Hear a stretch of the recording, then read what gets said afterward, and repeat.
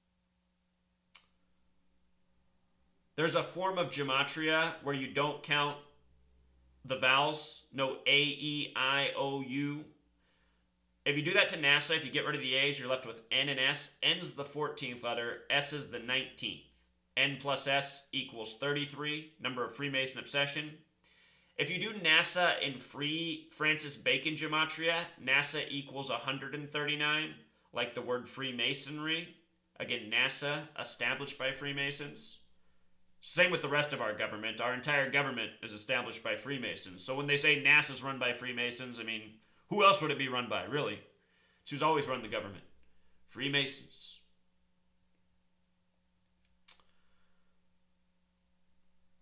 The word moon has gematria 57, just like Apollo 8. This was the mission to set up the moon landing. Scottish Rite the small way 57, again, Scottish Rite, running Freemasonry.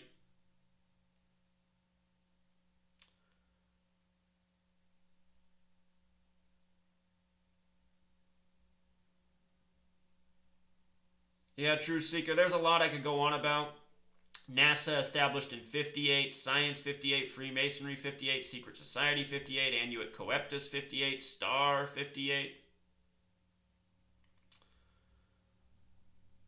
Outer Space, don't want to forget that one. Outer Space, the small wave 42, you know, like Big Bang, like Freemason. There's just so much. I mean, you guys want to know more about this? Go through my blog, go through my video channel, hundreds of blog posts, tens of videos. Plus, I already have a video on this. You can go find my older video where I go through all of this inch by inch. But I'm just trying to remind you guys. The pilot episode of The Twilight Zone came out November 24th, 1958.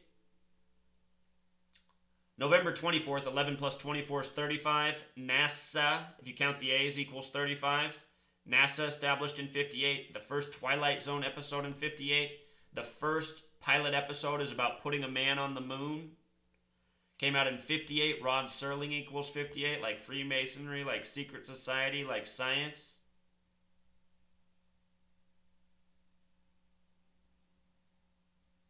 I guess I didn't put it up here, but the Twilight Zone equals 84, like United States of America. The name Serling using the alphabetic order is 84, the writer of the Twilight Zone. The word Jesuit's also 84.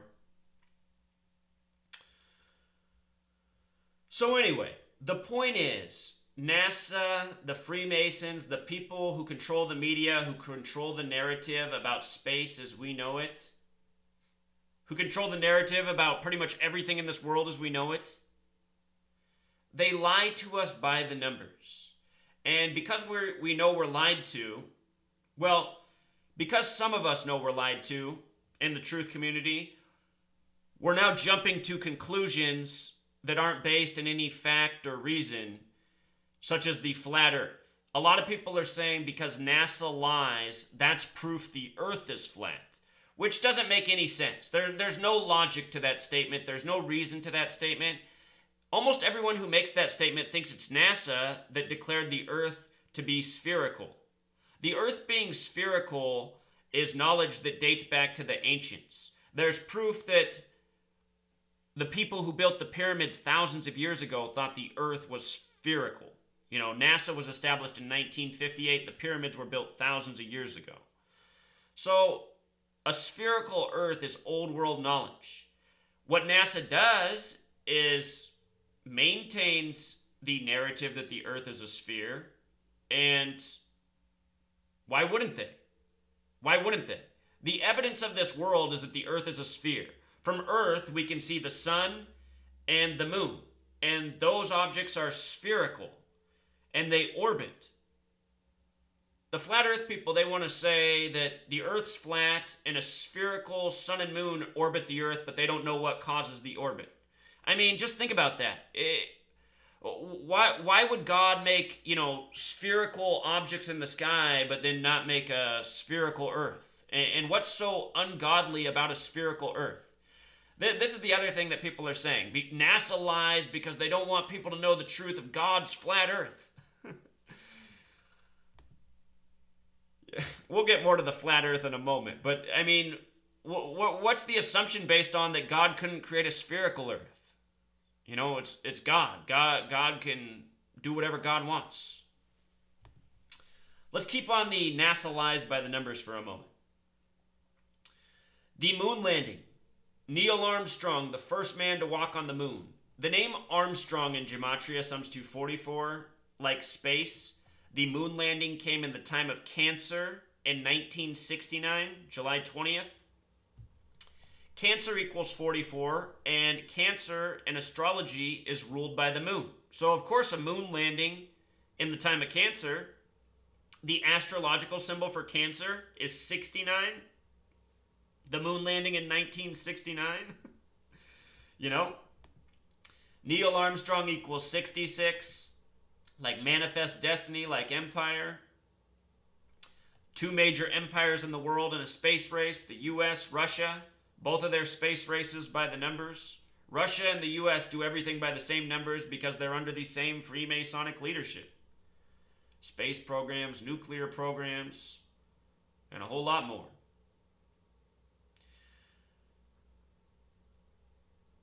You know, I have a really intelligent caller on my weekly radio show. He calls in and he is convinced that the moon landing is real, that we really did it. And I don't know, honestly. I don't know if we really did the moon landing. But here's something to think about. Is it possible that the US was able to do the moon landing and at the same time they faked the footage of the moon landing? I've heard people say that this is really what happened before, that the US is capable of getting into orbit, going to the moon, landing, that they've done it, but they had to fake the moon landing because there's no way to get the footage back from the moon to the Earth to prove it. And that's interesting. You know, that actually would make sense to me. Think about how hard it is to, you know, just create signal in certain places on this Earth. Phone signal, radio signal, television signal. How do you get the signal back from a distant object in space back to Earth? You know? I could see that that's possible, that we really have the technology to get there, but we don't have the way to send back the proof. So there's the incentive to fake it. At the same time, understand, I'm not claiming that I know what's going on. How can I know as a mortal man living on Earth if our government's really getting up out of orbit, landing on the moon? I can't know, and I have no reason to trust this government as much as they do lie, and as easy as it is to prove their lies.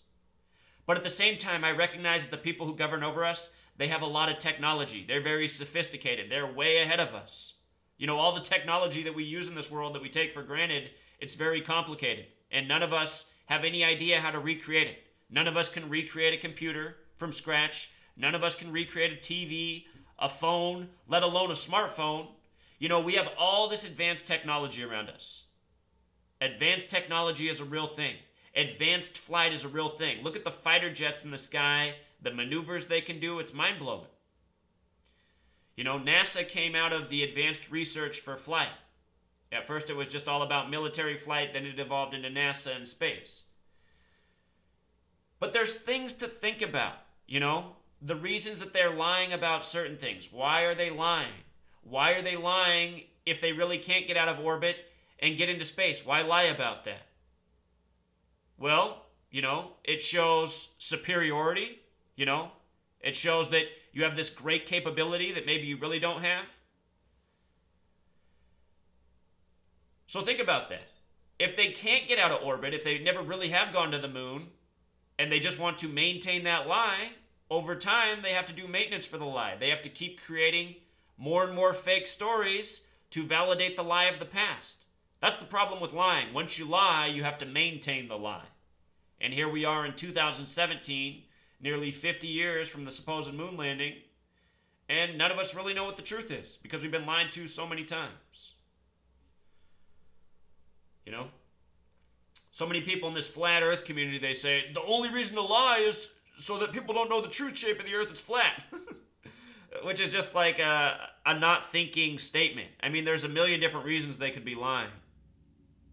To maintain the lie of the past. It doesn't have to be that they're lying because the shape of the earth's flat. You know, and if the earth is flat and not really a sphere, I mean, what is the advantage of maintaining that lie? For all of you who say it's to keep people away from spirituality. That doesn't make any sense to me.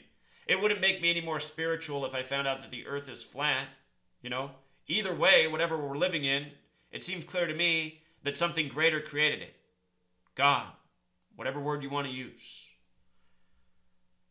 This whole thing about the earth has to be flat for of God to have created it, that's just a belief that some of you have. And this whole flat earth theory is all based in belief because there's no evidence that the earth's flat. None. There's no logical model for a flat earth. And it's really illogical to think that that secret could be maintained by anyone. That there's an ice wall surrounding the entire earth that's never been documented in the age of flight and all the ships at sea, all the crabbing boats that go out. You know, it's just, the flat earth community is a non-thinking, belief-based community that just arrives at false assumptions that don't even make sense. If you come to my blog, there's a lot of posts on SpaceX, Blue Origin, NASA, hundreds altogether. And just since we're talking about space and being lied to, a lot of people in this flat earth community, they say that the North Star is proof that we are on a flat earth that does not move. Just the moon and sun move around us and the stars move around us. But they say that the North Star, it always holding that position, is proof the earth is flat. And this isn't true. It's not true. It's not proof that the earth is flat.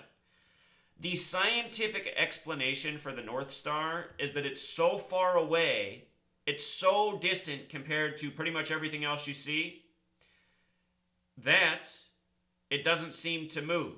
And the way to quickly understand this is, imagine that you're standing in front of a tree. There's just a tree standing in front of you. It could be anything. If you take one step to the right, the tree is no longer standing in front of you. The tree has moved. However, if you go way back, and the tree looks like it's standing in front of you, and you move a step to the right, you're not even going to be able to tell that, you know, the tree has moved relative to you because you're so far away from the tree now, and when you take that step to the right, it still looks like the tree's right in front of you.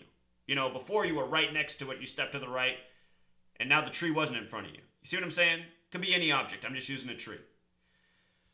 The thing about the North Star is that it's so far away that no matter how we move, it just seems like it's in that same position.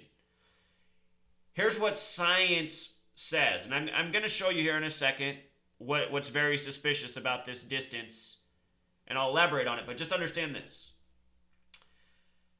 The diameter of Earth's orbit is 300 million kilometers. That's what they tell us the total orbit is of the sun. So if you draw that circle, the orbit that we make of the sun, the diameter is the distance across that circle, which is 300 million kilometers. Remember geometry? Half of the diameter is the radius, which would be 150 million kilometers. Then it says the distance of Polaris, which is the North Star, is around 3.6 quadrillion kilometers, or 2.4 quadrillion miles. So look at how massive that number is. Huge, huge. Compared to the distance that we orbit, the distance of the North Star is way, way further. So it's that same example of taking a step to the right and the tree seeming not to move. This North Star and how much the Earth moves is the same thing. The Earth, the total distance it moves, the diameter of its orbit, is almost nothing next to the comparison of how far away this star reportedly is. And for all I know, the North Star really is way out there, like they said, a special star in the sky, you know, beaming bright, very visible. This is the explanation. And for all of you flat earthers, the stars tell us definitively that the Earth is not flat. It's why when you're in the northern hemisphere, you see different stars than when you're in the southern hemisphere, and the stars spin in an opposite direction depending on what hemisphere you're in. That could only happen on a spherical Earth. And it does happen. It's been documented so many times. That's why I just feel that the flat earth community, they just want to believe that the earth is flat. They don't care about any evidence that shows that the earth isn't flat. They don't care about the logical fallacy that nobody's ever documented this ice wall surrounding the earth. Some of them go, yeah, they have. Here's some pictures from Antarctica. Do you guys understand that Antarctica doesn't go around the entire earth?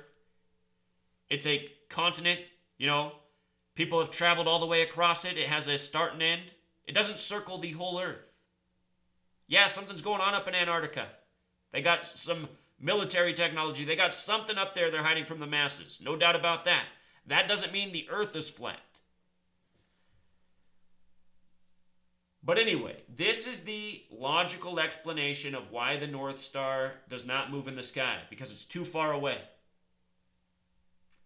Now, let me show you what's interesting when you look at the distances given to us. And understand that if you read, the distances aren't even exactly agreed upon, depending on where you read.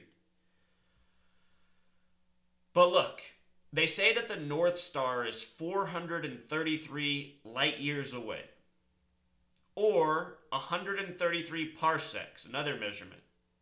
And with regards to the 133 parsecs, North Star in gematria equals 133. That's what this is about, the North Star. And 433 stands out for the light years because 433, it has the 33 right in it, right? Both of the measurements do. But 433 is the 84th prime number. Jesuit equals 84. In past videos, I've talked about the history of the Catholic Church, astronomy, our understanding of the world, where we are in it. Interesting how those numbers connect.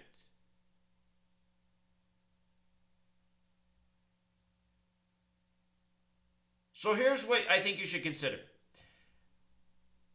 If you look at the evidence for this world, the evidence says that the earth is spherical. We see spheres in the sky from the moon and the sun.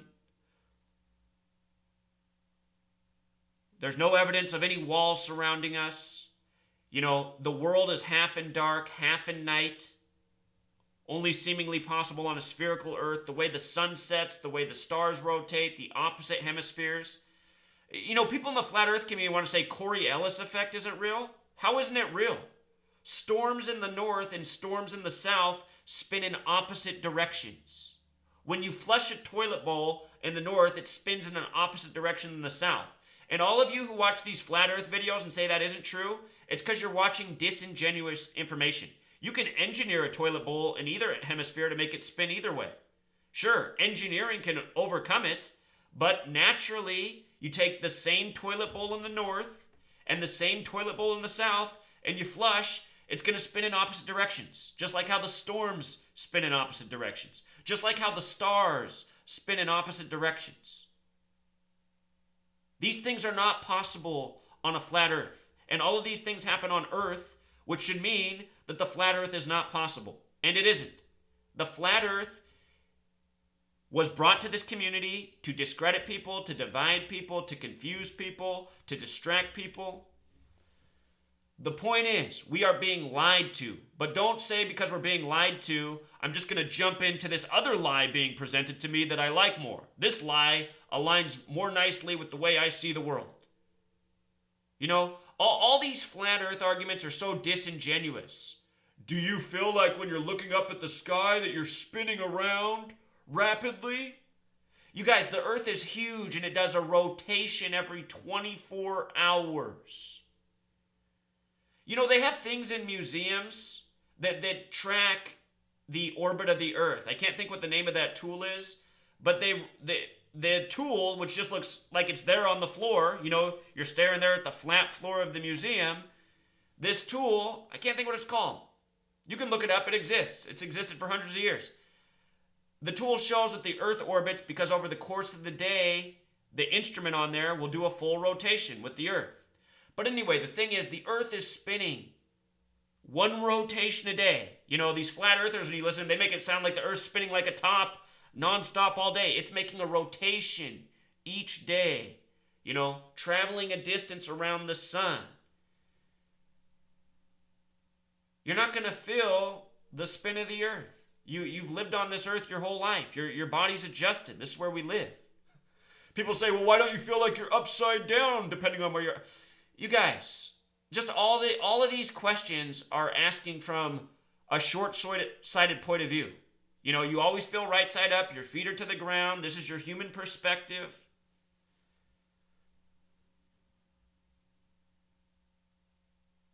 If you've been duped by the flat earth theory, you really need to start thinking more deeply, more clearly. Just because the horizon looks flat from where you stand, from your relatively small vantage point, that doesn't mean the Earth's flat. Look how the sun comes down and just disappears behind the horizon very quickly. You know? It doesn't disappear off in the distance like a small dot. It goes behind the horizon because the Earth's a sphere. Very clear.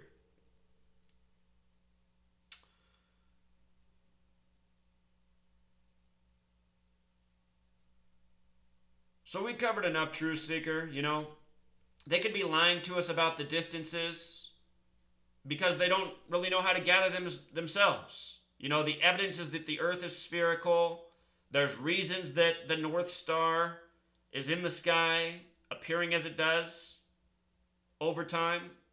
Science has to create explanations. And I think what's going on is the authorities in science, if they can't figure it out definitively, I think they just create a reason by the numbers that essentially no mortal man can debunk. And I think that's what they've done with space. It's an easy topic to do just that. You know? What you can't prove, fake it.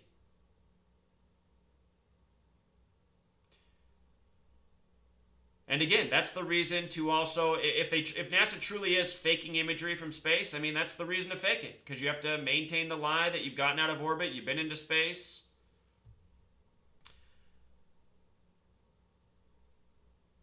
I don't have all the answers, Truth Seeker. That's why I stay focused on the things that I can prove that do matter, such as how NASA, SpaceX, Blue Origin, all these rocket launches are being manufactured by the numbers. You can show that something's up that way. That doesn't mean the Earth's flat, though. It just means they might not be able to truly get out of Earth's orbit. Also, understand this. You live in a world where media needs to create news every day. They need to give you the latest, bright, shiny distraction to keep your mind occupied. So you don't focus on the things you should be focusing on. Like how you've been made into a slave to grind and generate revenue for a government that doesn't really care about you. You know, continuously living in false fear, manufactured. So there it is, Truth Seeker. Until next time.